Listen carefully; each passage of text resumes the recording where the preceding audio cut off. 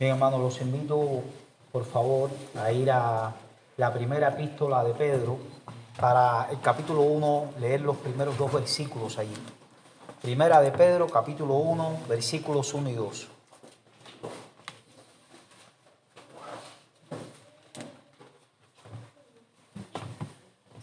Primera de Pedro, capítulo 1, versículos 1 y 2.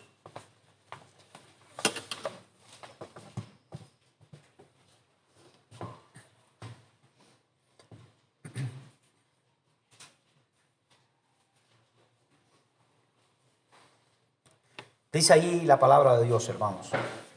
Pedro, apóstol de Jesucristo, a los expatriados de la dispersión en el Ponto, Galacia, Capadocia, Asia y Bitinia, elegidos según la presencia de Dios Padre, en santificación del Espíritu, para obedecer y ser rociados con la sangre de Jesucristo, gracia y paz os sean multiplicadas.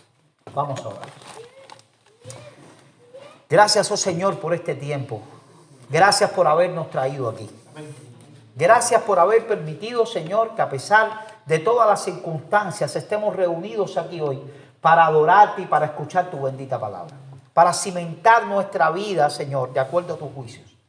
Te pedimos que bendigas a nuestro corazón, que lo hagas humilde y que permitas, oh Señor, que todas las enseñanzas de tu bendita palabra puedan llegar allí, afectar nuestras conciencias y permitir que podamos dar fruto al 100%. Amén. Te lo pedimos en el santísimo nombre de nuestro Señor Jesucristo. Amén. Amén.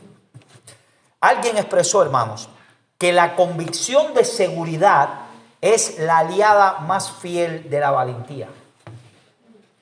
Cuando una persona experimenta una convicción de seguridad, cuando una persona experimenta convicción o seguridad en algo, se enfrentará a las circunstancias de la vida con la resolución de un león.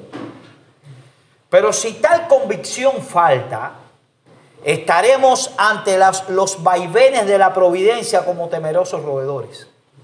Una persona confiada en el Señor permitirá enfrentar la vida rugiendo como un león, pero si no tiene esa confianza será como un pequeño ratoncito que estará escondido por todos los rincones.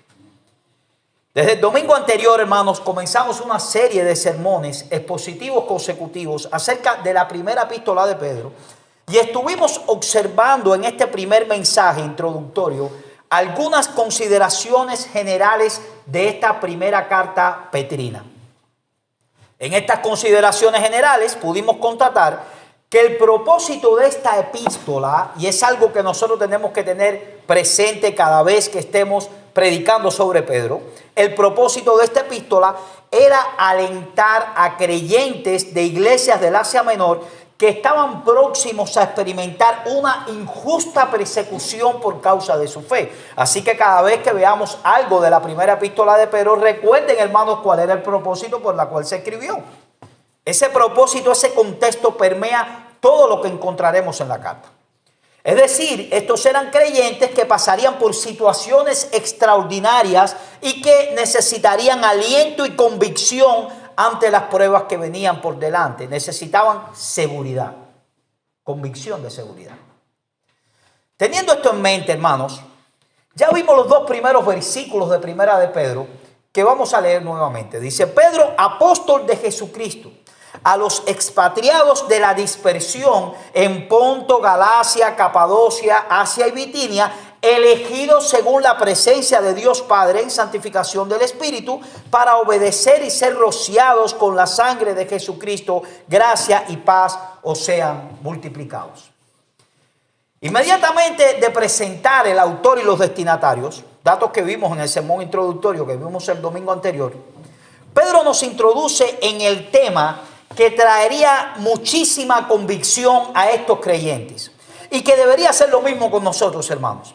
Y ese tema es el tema de la bendita elección de Dios.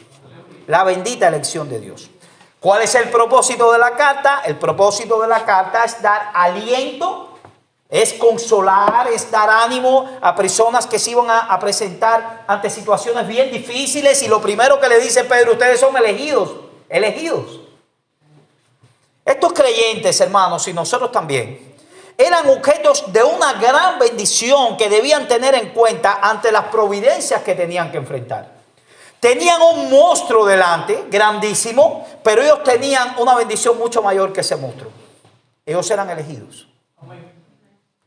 Y lo primero que vemos con tan sola una lectura rápida de este versículo es que la Trinidad está presente en el plan de salvación. Allí, por ejemplo, vemos de una manera muy general que Dios el Padre elige. Vemos también que el Espíritu Santo santifica a los elegidos y vemos también que el Hijo muere por los elegidos. Es la Trinidad. En este texto vemos con alta claridad cómo las tres personas de la Trinidad tienen su trabajo, tienen su papel en nuestra grandiosa salvación. El Padre elige a su pueblo, el Hijo muere por ellos y el Espíritu Santo los santifica. Bendita verdad, hermanos, que hace que nosotros estemos hoy acá. No solamente en este lugar, sino que nosotros estemos hoy dentro de un pueblo extraordinario que es la iglesia del Dios viviente. Mi querido hermano, tú estás aquí hoy en esta iglesia y perteneces a la Iglesia Universal de Cristo por esta bendita verdad. Dios te eligió. Cristo murió por ti y el Espíritu Santo te santificó.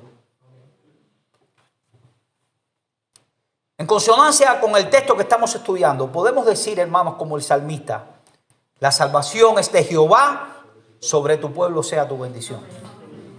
Salmo 3:8. Nuestra salvación es completamente del Señor. No hay nada que hayamos hecho para conseguir nuestra salvación. Le pertenece a Él, al Dios Trino. El Padre nos eligió, el Hijo pagó por nuestros pecados y el Espíritu Santo nos aplicó esa salvación a su debido tiempo en la santificación inicial y en la santificación progresiva. El apóstol Pablo, es decir, estamos estudiando a Pedro, pero el apóstol Pablo también lo dice con palabras muy parecidas en la carta a los tesalonicenses, en 2 de Tesalonicenses capítulo 2 versículo 3, él dice allí: pero nosotros debemos dar siempre gracias a Dios respecto a vosotros, hermanos amados por el Señor, de que Dios os haya escogido desde el principio para salvación, mediante la santificación por el Espíritu y la fe en la verdad, a lo cual os llamó mediante nuestro evangelio para alcanzar la gloria de nuestro Señor Jesucristo.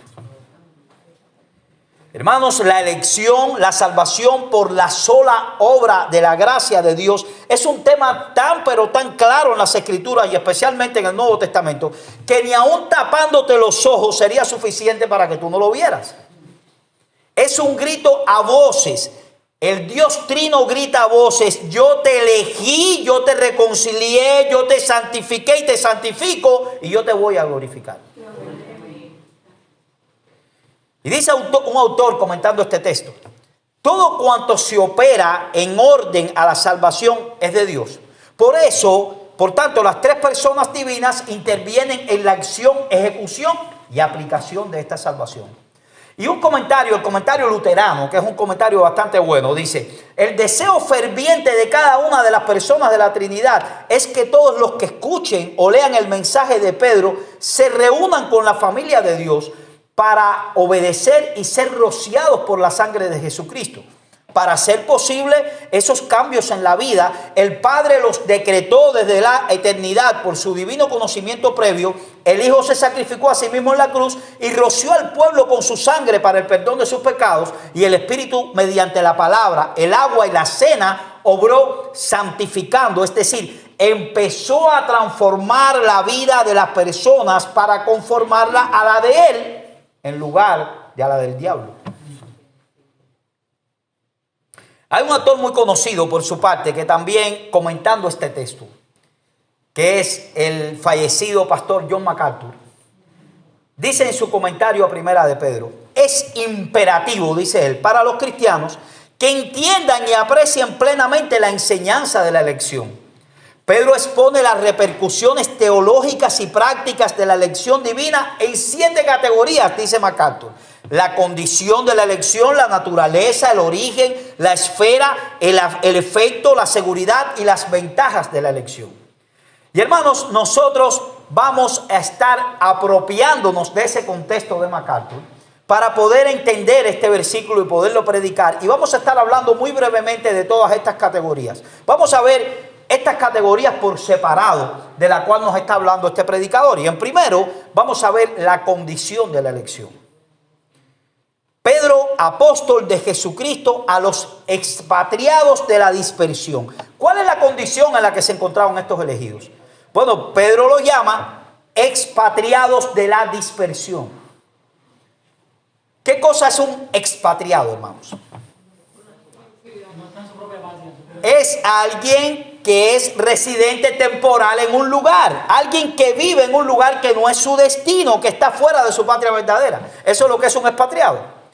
Y eso precisamente eran esos hermanos judíos y gentiles a los cuales se les manda esta carta. ¿Y quieres que te diga algo, mi querido hermano? Nosotros también.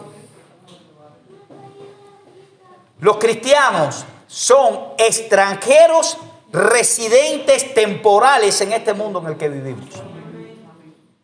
Por tanto, somos gentes que vivimos y priorizamos las cosas del cielo, que es nuestra verdadera patria, y eso es algo a tener bien en cuenta, hermanos. Recuerden el propósito de la carta. El propósito de la carta es alentar a personas que se iban a enfrentar a situaciones bien difíciles, y Pedro les dice: ustedes son elegidos y esta no es su patria. Somos ciudadanos temporales de naciones terrenales. Sentimos por ellas, nos apegamos a ellas y ostentamos en ellas algunas distinciones, como la ciudadanía terrenal de ciertos y determinados países. La mayoría de las personas o son ciudadanos europeos, o son ciudadanos de cualquier nación en el Caribe, o son ciudadanos de los Estados Unidos, de acuerdo a la bendición económica y a la grandeza social de cada nación. Entonces esa ciudadanía es más codiciada por algunos que otros, ¿verdad? No es lo mismo ser ciudadano de Haití que ser ciudadano de la Unión Europea. Pero mi hermano que estás aquí hoy, si tú eres un elegido, tú tienes una ciudadanía que no es de este mundo. Está en los cielos. Esa ciudadanía es tu verdadera patria, mi querido hermano. Esa es tu verdadera patria. Dice MacArthur comentando este texto: como expatriados espirituales, lo más importante para los cristianos no es su relación con la tierra, sino su relación con el cielo. Eres un expatriado mientras vives acá. Esta vida es una residencia temporal, y esto tiene grandes aplicaciones prácticas. ¿Y usted sabe cuáles son? Bueno, que entonces si tú eres un elegido, mi querido hermano, los elegidos hacen tesoros en el cielo, no en la tierra. Ahí está su prioridad. Los elegidos tienen un edificio no hecho de manos en el cielo. Los elegidos no ponen su esperanza en las cosas de este mundo. Los elegidos son los verdaderos hijos de Abraham, lo cual se dice, por ejemplo, en Hebreos 11, del 8 al 10, que por la fe Abraham, siendo llamado, obedeció para salir al lugar que había de recibir como herencia, y salió sin saber a dónde iba. Por la fe habitó como extranjero en la tierra prometida, como en tierra ajena, morando en tiendas con Isaac y Jacob, coherederos de la misma promesa. Y escuchen lo que dice el versículo 10 de este texto: porque esperaba la ciudad que tiene fundamentos, cuyo arquitecto y constructor es Dios. Algunos dicen: por la fe Abraham salió hacia la tierra prometida, esa era su patria. Pero no, el texto no nos dice eso. El texto nos dice que él vivió en la tierra prometida como un extranjero. Y que esperaba otra cosa, esperaba la ciudad que tiene otros fundamentos, que no son los fundamentos terrenales. El arquitecto, el que diseñó esa ciudad y la construyó, es Dios. Así que la condición de todos los elegidos son expatriados en esta tierra. Van camino a su patria verdadera. Esa patria está en los cielos. Pero en segundo lugar, hermanos, aquí en el texto nos habla de la naturaleza de la elección. Dice en el versículo 2a, elegidos. Elegidos. Pedro identifica a sus lectores como elegidos, y esto lo reitera nuevamente en la carta. Por ejemplo, en el capítulo 2, versículo 9 dice: mas vosotros sois linaje escogido, real sacerdocio, nación santa, pueblo adquirido por Dios, para que anunciéis las virtudes de aquel que os llamó de las tinieblas a su luz admirable. El amor soberano de Dios dio lugar a nuestra elección.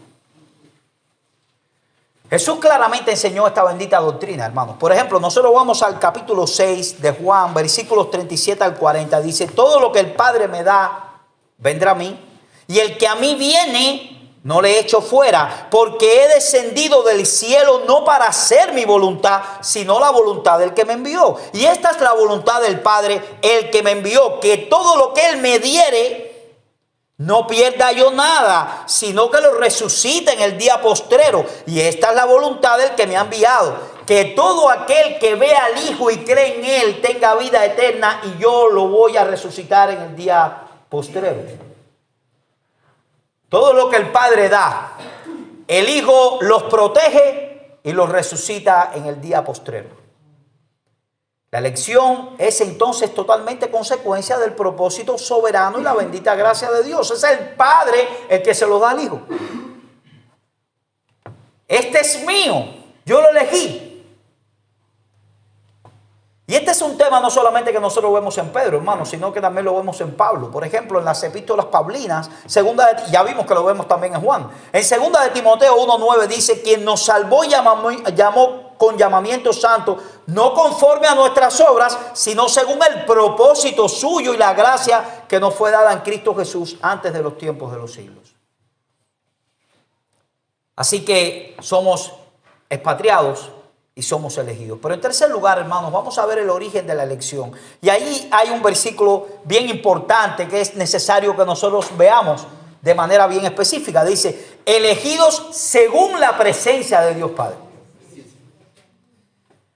Una explicación que enseña la mayoría de las iglesias que nos rodean y que no aceptan la elección soberana de Dios solamente basada en su voluntad, se deriva de una mala comprensión de la palabra presciencia que el apóstol Pedro usa en este texto. Ellos dicen, Pedro nos da la razón. Míralo allí. Ellos piensan que la palabra presciencia, conocer de antemano, simplemente significa que Dios adivinó o que tenía un conocimiento previo de lo que va a pasar en el futuro. Por lo tanto, Dios pudo predecir qué es lo que iba a pasar, pero Él no fue el que decretó eso. Los arminianos dicen, ves, Pedro está diciendo acá que Dios elige según la presencia. O sea, eso significa que Dios elige a los que Él sabía de antemano que iban a creer en Él. Él se sabía la película de antemano. Y por tanto eso es lo que está diciendo antes que pase. O sea, como Dios puede ver el futuro, Él vio de antemano que íbamos a creer y entonces por eso es que Él nos eligió.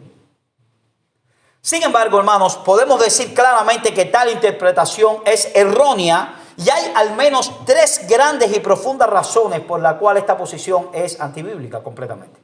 En primer lugar, hermanos, si nosotros creemos eso, hacemos al hombre soberano en la salvación en lugar de Dios. Los que sostienen esta postura dicen, el hombre se salva porque un día se da cuenta de su necesidad de Dios, oye el mensaje del evangelio y por sí mismo viene a la salvación. Un ser humano del cual la misma Biblia dice que está muerto en sus delitos y pecados, que no puede ni quiere oír, creer ni arrepentirse. Nosotros, por ejemplo, tenemos Romanos capítulo 3, versículos del 11 al 12. No hay justo ni aun uno, no hay quien entienda, no hay quien busque a Dios. Todos se desviaron, a unas se hicieron inútiles. Inhabilidad total. Se hicieron inútiles para su salvación.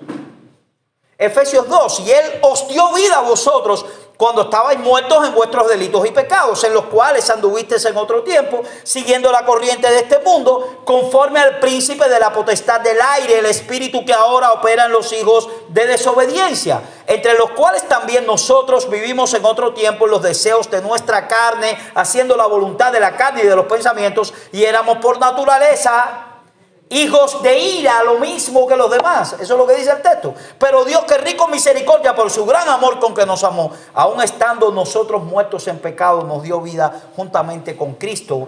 Y termina, por gracia sois salvos. Mis amados hermanos, toda la Biblia grita que el hombre es un ser muerto espiritualmente en sus delitos y pecados. Cualquier tipo de interpretación centrada en el hombre es incompatible con la absoluta soberanía de Dios sobre todas las cosas. Y esto nos lleva a la segunda razón. Ya vemos que esa comprensión del texto es antibíblica porque le da toda la supremacía al hombre en la salvación. Pero en segundo lugar, la palabra griega traducida como presciencia o previo conocimiento no puede significar simplemente que Dios conoce lo que va a pasar en el futuro. Miren este texto, hermanos. Isaías 46 del 9 al 10. Dice el texto: acordaos de las cosas pasadas desde los tiempos antiguos, porque yo soy Dios y no hay otro Dios, y nada hay semejante a mí. ¿Qué cosa dice el texto? Que anuncio lo por venir desde el principio y desde la antigüedad lo que aún no era hecho, que digo, mi consejo permanecerá y haré todo lo que quiero. Mi consejo será de acuerdo a lo que el hombre haga. No, dice, mi consejo prevalecerá y todo lo que yo quiero lo hago. O sea, Dios anuncia lo por venir. Dios sabe lo que va a pasar en nuestras vidas y con todas las cosas, porque Él mismo ha establecido todas las cosas en su plan soberano. Yo anuncio lo por venir, mi consejo permanecerá, haré todo lo que quiero. Hermanos, si así fuera, como dicen los arminianos, Dios no podría hacer todo lo que quiere, porque en el futuro el hombre haría lo que el hombre entiende y no lo que Dios quiere. Y entonces tendríamos un problema con el texto. Dios estaría mirando de antemano lo que el hombre está haciendo y Dios anunciaría lo que el hombre quiere hacer, no lo que él quiere. Estaría la soberanía en el lado del hombre, no en la de Dios. Este término presciencia, hermanos, aparece solamente 2 veces en el Nuevo Testamento. Y escuchen, en ambas ocasiones en palabras de Pedro. El otro texto está en el capítulo 2 de Hechos, en el versículo 23, hablando de Jesús. Y este texto nos trae mucha más claridad. Dice allí, Hechos 2:23, entregado, ¿quién fue entregado? Cristo. Por el determinado consejo y anticipado conocimiento de Dios, prendisteis y matasteis por manos de inicuos, crucificándole. Vuelvan a mirar el texto. Entregado por el determinado consejo y anticipado conocimiento de Dios. Así que presciencia, conocimiento previo de Dios, está ligado al consejo de Dios. ¿Y qué es el consejo de Dios? Su plan soberano. El plan de Dios y su anticipado conocimiento. En ninguna de estas 2 ocasiones, hermanos, Pedro está queriendo decir que el previo conocimiento es la base del decreto de Dios.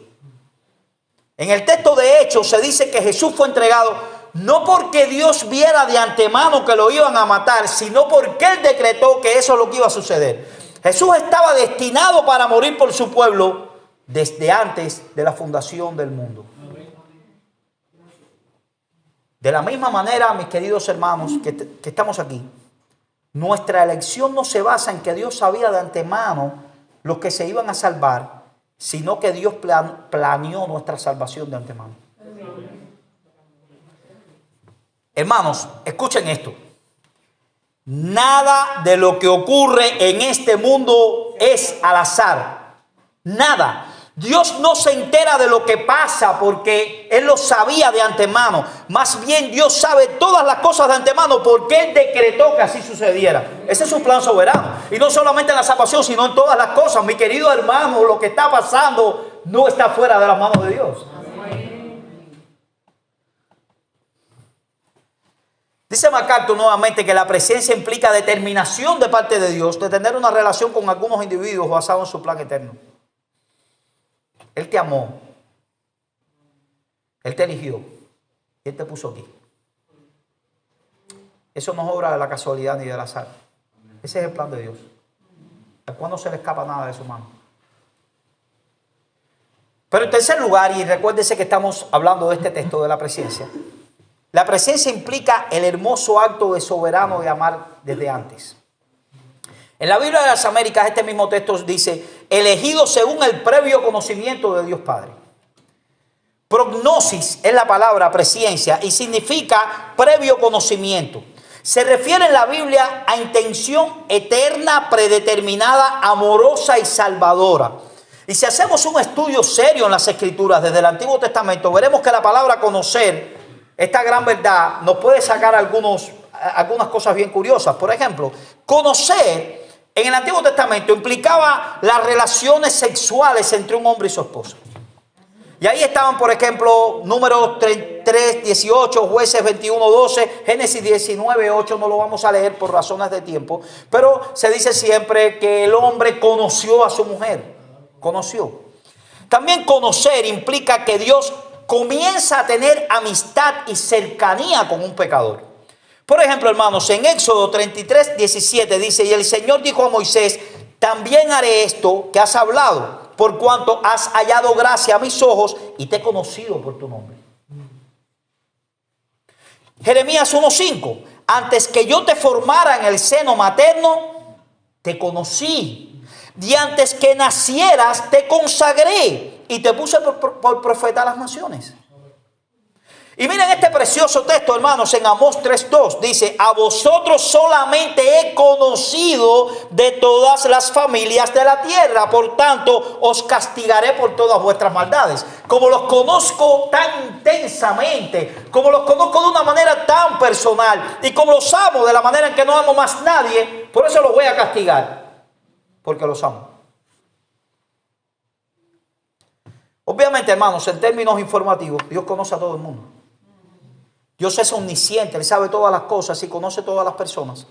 Pero esto no es a lo que se refiere el término conocer en estos textos. Dios conoce a sus hijos porque Él se ha dispuesto en su voluntad soberana en tener una relación cercana con su pueblo. Miren estos textos para que comprueben un poco más esa verdad. Por ejemplo, Mateo 7, del 22 al 23 dice, muchos me dirán en aquel día, Señor, Señor, no profetizamos en tu nombre y en tu nombre echamos fuera demonios, es decir, teníamos una intensa actividad religiosa y en tu nombre hicimos muchos milagros, oh Señor. Y entonces les declararé, son palabras de Cristo, nunca os conocí, apartados de mí, hacedores de maldad. La pregunta es, si Cristo no los conocía, ¿cómo es eso? Porque Cristo conocía a todos. Él conoce hasta los pensamientos de sus enemigos y de todos los hombres. Eso es lo que Él dice en otros textos del Nuevo Testamento. Pero Jesús no los conoce en el sentido de que no los ha elegido para tener una relación salvadora con ellos. Por ejemplo, miren la contraparte, hermanos, Juan 10:14, yo soy el buen pastor y conozco mis ovejas y las mías me conocen. Así como el Padre me conoce y yo conozco al Padre y pongo mi vida por las ovejas.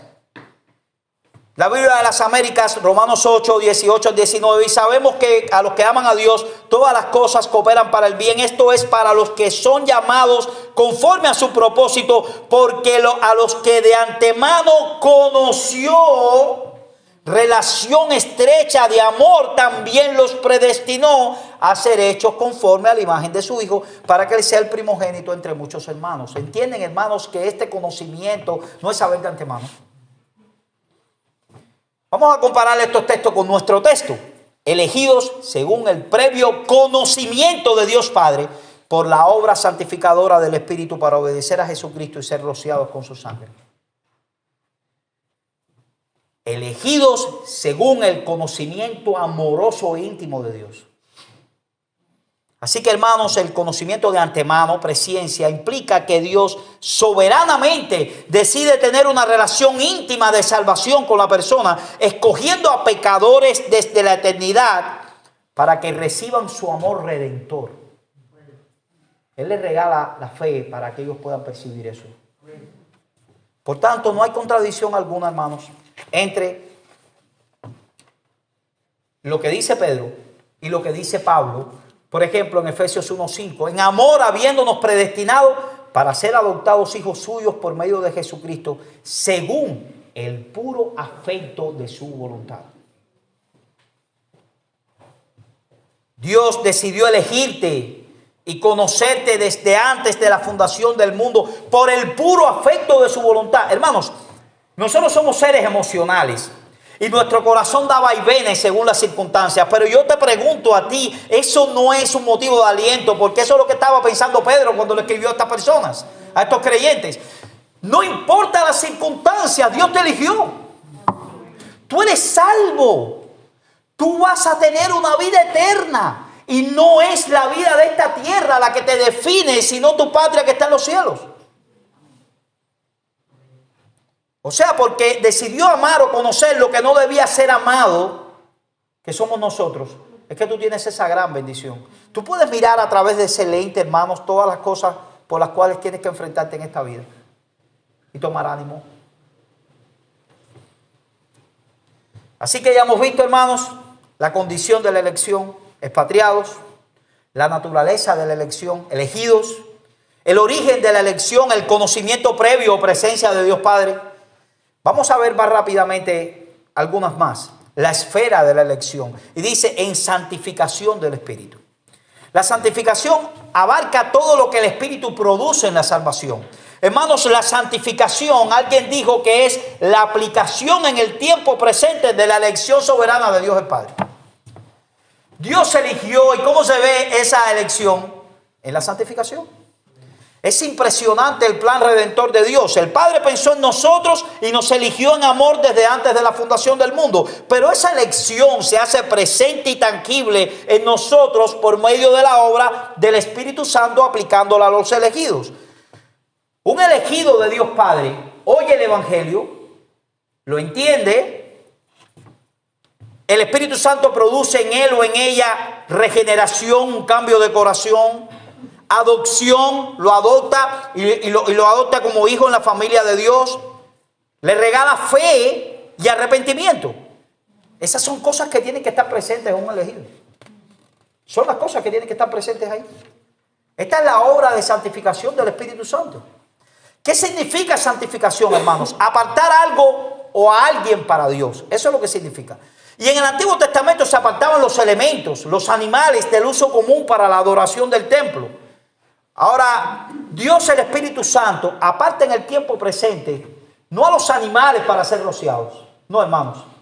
Aparta a personas mugrientas, a personas miserables, llenos de maldad igual que los demás.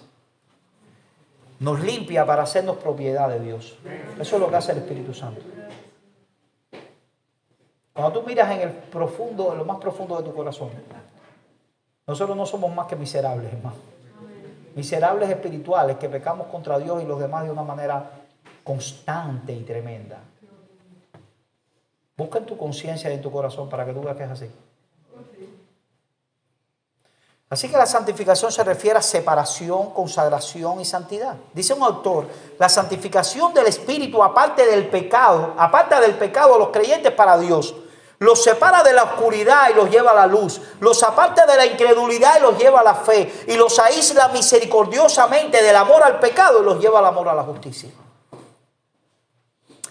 Pero nosotros también vemos en este texto otra cosa, y es el efecto de la elección. Quinta cosa que estamos viendo, el efecto. Y dice que es para obedecer a Jesucristo. La obediencia a Jesucristo es el efecto de la elección divina. A lo mejor tú dices, no te estoy entendiendo. Bien, yo te lo voy a poner más fácil. Alguien pudiera preguntarse, ¿cómo puedo saber si yo soy un elegido? ¿Cómo yo puedo saber si verdaderamente Dios me eligió? ¿Cómo puedo saber que he sido apartado por el Espíritu Santo para salvación? Fácil, mi querido hermano, mira el texto. Por la obediencia a Jesucristo. ¿Tú obedeces a Jesucristo? Lucas 13, del 16 al 21 dice, por sus frutos los conoceréis.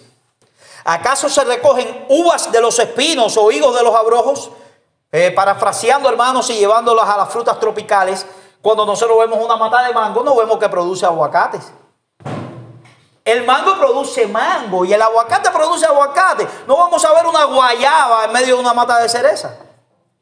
Porque cada árbol produce el fruto para lo cual está hecho. Así todo buen árbol, dice el texto, da buenos frutos, pero el árbol malo da malos frutos. No puede el buen árbol dar malos frutos, ni el árbol malo dar buenos frutos. Todo árbol que no da buen fruto es cortado y echado en el fuego. Así que por su fruto los conoceréis. No todo el que me dice, Señor, Señor, entrará en el reino de los cielos, sino el que hace la voluntad de mi Padre que está en los cielos. ¿Qué es lo que está diciendo Cristo? La obediencia es la señal de que tú eres un hijo de Dios, de que has sido un elegido. Los creyentes verdaderos, mis queridos hermanos, no obedecen perfectamente. Pero sin embargo, sí existe un patrón de obediencia en sus vidas. y por medio de Jesucristo se vuelven siervos de la justicia. Así que la obediencia a la ley moral y a los mandamientos de Cristo es el efecto de la elección, es un distintivo. ¿Qué quiere decir un distintivo? Nosotros cuando estábamos en la primaria, en esos lugares, siempre llevábamos un distintivo que nos decía si éramos moncadistas, ¿se acuerdan? O cualquier otra cosa de esa en la que estábamos, según lo que estuviéramos estudiando en esos momentos. Bueno, el distintivo es lo que distingue que tú eres en realidad. El distintivo de ser un elegido es la obediencia a la palabra de Dios. En sexto lugar, hermanos, la seguridad de la salvación. Si eres un elegido, ¿qué seguridad tienes? ¿Recuerdas que cuando comenzamos nuestro sermón decíamos que el que está seguro enfrenta la vida como un león? ¿Cuál es la seguridad de la salvación? De la elección. Ser rociados con la sangre de Jesucristo. Hermanos, nuestra elección y salvación es segura porque no depende de nada que haya en nosotros, ni nada que nosotros podamos hacer, sino que fuimos rociados con la sangre de Jesucristo. Pero usa una imagen muy fácil de entender para todo aquel que conoce un poco las Escrituras. Es la imagen del cordero de la expiación en el Antiguo Testamento. La sangre del cordero simbolizaba la reconciliación con Dios y el cubrimiento de los pecados. Bueno, la sangre de Jesucristo es la sangre del pacto eterno de Dios. Ese compromiso que Dios tiene seguro, inquebrantable, de salvar a sus elegidos y de salvarlo por Él. Los creyentes que han sido hechos parte del sacrificio expiatorio de Cristo no pueden caer de esa promesa, porque está cimentada en el inquebrantable pacto de Dios. Juan 10:11, yo soy el buen pastor. El buen pastor su vida da por las ovejas. Versículos 25 y 30. Jesús les respondió, os lo he dicho y no creéis. Las obras que yo hago en nombre de mi Padre ya dan testimonio de mí. Pero vosotros no creéis porque no soy de mis ovejas, como os he dicho. Mis ovejas oyen mi voz y yo la conozco y me siguen. Y yo les doy vida eterna. Y escuchen, hermanos, dice Cristo, y no van a aparecer jamás, ni nadie las va a poder arrebatar de mi mano. Mi Padre que me las dio es mayor que todos. Y nadie las puede arrebatar de la mano de mi Padre. Yo y el Padre uno somos. Y lo que está diciendo Cristo es, ¿cómo es posible si el Padre está por encima de todo y de todos? Si me da una oveja, que alguien me la pueda quitar. ¿Quién está por encima del Padre? Nadie. Si tú eres una oveja del Padre, ni aun los principales problemas de esta vida te pueden apartar de Él. De llegar a la patria. De llegar a la patria celestial. En séptimo lugar, hermanos, las ventajas de la elección. Y dice el texto, gracia y paz os sean multiplicadas. Así que lo que les espera a los elegidos es la gracia de Dios y la paz resultante de esa gracia. Gracia, que es el favor inmerecido de Dios que produce paz abundante. Porque la mayor causa de dolor e inquietud ha sido resuelta, hermanos. Paz en medio de cualquier circunstancia, paz en medio de la tormenta. El creyente en medio de la tormenta puede experimentar paz. Porque su mayor problema fue resuelto. Queridos hermanos, no son circunstancias distintas las que necesitamos para que nuestros corazones estén libres de ansiedad. Créanme, lo que necesitamos es una medida más abundante de la paz y de la gracia de Dios. Y esa medida abundante puede ser experimentada en medio de las más terribles adversidades. Estos hermanos estaban atravesando una situación muy difícil. El futuro inmediato no prometía nada mejor, pero la gracia y la paz de Dios estaban a su disposición. Y eso era lo que ellos necesitaban, no una circunstancia distinta. Paz y gracia. Quiero terminar este sermón con algunas aplicaciones, hermanos, bien breves, y bendiciones que se desprenden de esta bendita doctrina de la elección. Recuérdense, Pedro les está diciendo a esos creyentes, ustedes son elegidos. Pero anhelaba que los destinatarios de su carta experimentaran todas las ricas y variadas bendiciones de ser un elegido de Dios. La elección es una doctrina que ha sido muy disminuida, rechazada a lo largo del cristianismo. Sin embargo, hermanos, es una doctrina que debe traer muchas aplicaciones prácticas a la vida del creyente y que debe ser recordada constantemente. En primer lugar, la doctrina de la elección nos hace humildes. Muy contrario a lo que piensan algunos, no existen los calvinistas soberbios. Si son así, no han entendido para nada el calvinismo. No han entendido la elección. Calvinistas orgullosos y soberbios es una contradicción de términos, hermanos. Los creyentes debemos entender y llevar a la práctica en nuestro diario vivir la bendita verdad de que no tuvimos nada que ver con la elección que Dios hiciera de nosotros. No estaba en nosotros, fue de pura gracia. Y al entender adecuadamente esta grandiosa verdad, la elección aplasta el orgullo moral y el creernos mejores que los demás. Nosotros estábamos muertos en nuestros delitos y pecados, lo mismo que los demás. Cuando nosotros vemos a un pecador que está en contra de la gracia del Señor, que está incumpliendo los mandamientos, que es como una oveja dando cornazos contra todo el mundo y acabando con su vida y con la de los demás, nosotros no debemos vernos por encima de él, porque nosotros no estamos en esa posición, no porque nosotros fuéramos sabios, porque Dios nos trajo aquí. Lo que debemos pensar de él es misericordia, orar por él, para que Dios tenga la misma misericordia que Dios tuvo con nosotros. Así que estábamos así, pero Dios, que rico en misericordia, decidió amarnos, como decíamos, conocernos desde la eternidad. Toda la gloria aquí se la lleva Él. En segundo lugar, hermanos, la doctrina de la elección exalta a Dios y nos hace mejores adoradores porque da toda la gloria a Dios. Esta bendita doctrina deja en claro que la fe, el arrepentimiento y nuestra capacidad para obedecer a Dios provienen solamente de Él.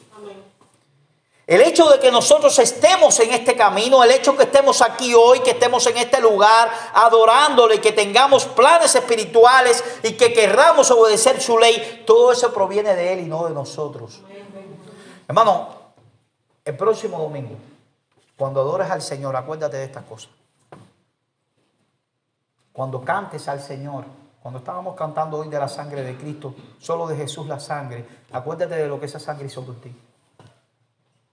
Cuando le cantes al Señor y le digas, oh Señor, estoy aquí adorándote, una letra que diga que tú estás aquí y que le amas, acuérdate de estas cosas. Él es el autor de toda esa bendición. En tercer lugar, la elección produce gran gozo, hermanos. La elección no produce creyentes amargados, sino gozosos. Dice MacArthur, aquellos a quienes Dios elige se regocijan porque saben que no tienen esperanza de salvación aparte de la gracia electiva. Hermanos, eso significa que nosotros íbamos directamente al infierno, directo a nuestra perdición, y Dios nos amó antes de la fundación del mundo y nos eligió no porque hay nada bueno en nosotros, al contrario, sino porque Él lo quiso en su buena voluntad. Y nosotros fuimos objetos de ese amor. Eso no trae gozo a tu vida. ¿Sabes que si tú mueres hoy, tú vas al cielo no por tus méritos, sino por los méritos de Él? No produce gran gozo, mi hermano. Si eso no te da gozo y alegría, oye, estamos fríos como un témpano de hielo. Más frío que el que estamos experimentando hoy en nuestros corazones. Si sacas tu vista de aquí, de esta grandiosa bendición que ha sido vertida sobre ti, entonces vas a estar triste y deprimido por todas las circunstancias y vas a estar lleno de temores. ¿Y saben por qué, hermanos? Porque es el trabajo de Satanás hacerte nublar la vista de esta gran bendición.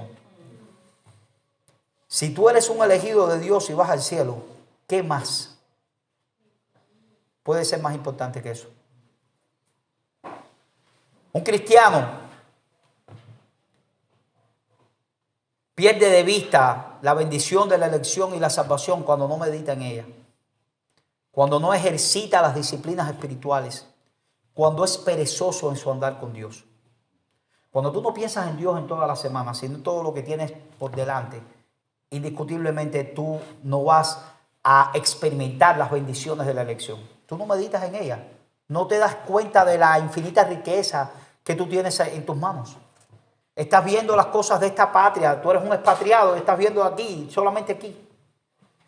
Te aseguro, mi querido hermano, por la palabra, que si tomas la resolución de cuidar tu vida espiritual e incrementas tu devoción a Dios, entonces esos temores van a ser disminuidos y podrás disfrutar del gran gozo de la vida eterna. Del gran gozo de la vida eterna. ¿Cómo nosotros vemos posible que los mártires cristianos que iban a la cruz y eran quemados morían cantando himnos de gozo? ¿Es que ellos estaban locos? No, hermanos, es que tenían claro hacia dónde iban. Es que estaban claros en estas verdades. Y vemos entonces a aquellas personas que estaban presos en las mazmorras romanas, como Pablo, como Silas, cantando himnos allí.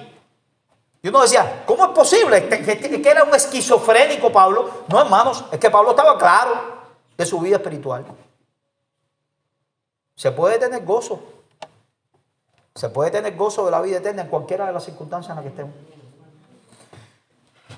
Pero hermanos, la elección también es un poderoso incentivo por una vida santa. Cuando sabemos que Dios nos ha apartado para sí a través de la obra del Espíritu Santo, por la elección, esa realidad hace que seamos más conscientes de que estamos en un proceso de santificación y nos esforcemos en ella.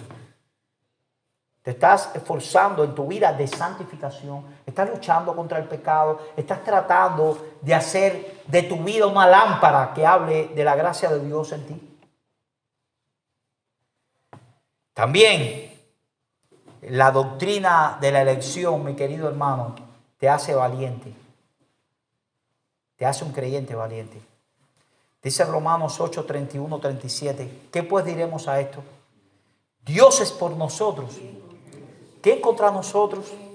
El que no escatimó ni a su propio Hijo, sino que lo entregó por todos nosotros. ¿Cómo no nos dará también con Él todas las cosas? ¿Quién acusará a los escogidos de Dios? Son preguntas, hermanos, que tienen respuesta. Dios es el que justifica. ¿Quién es el que condenará? Cristo es el que murió. Más aún, también el que resucitó. Son preguntas retóricas que hace Pablo. El que además está a la diestra de Dios, el que también intercede por nosotros, vuelve a preguntar: ¿quién nos va a separar del amor de Cristo? ¿Tribulación? ¿Angustia? ¿Persecución? ¿Hambre? ¿Desnudez? ¿Peligro o espada? Como está escrito, dice: por causa de ti somos muertos todo el tiempo, somos contados como ovejas de matadero.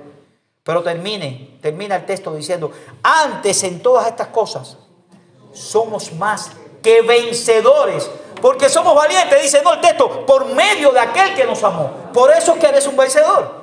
Somos más que vencedores por medio de Cristo, que fue el que nos amó.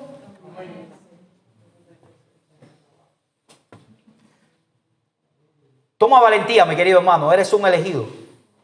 Toma valentía. Quiero terminar haciendo un autoexamen público.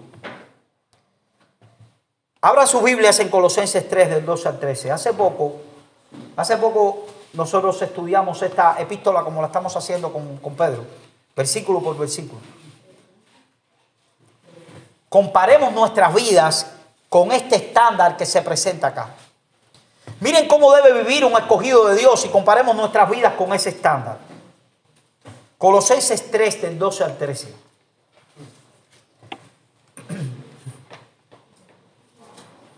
Dice ahí el texto: vestíos pues, ponte esa vestidura, pues, como escogidos de Dios, santos y amados, de entrañable misericordia, de benignidad, de humildad, de mansedumbre y de paciencia, soportándoos unos a otros y perdonándoos unos a otros, si alguno tuviere queja contra el otro.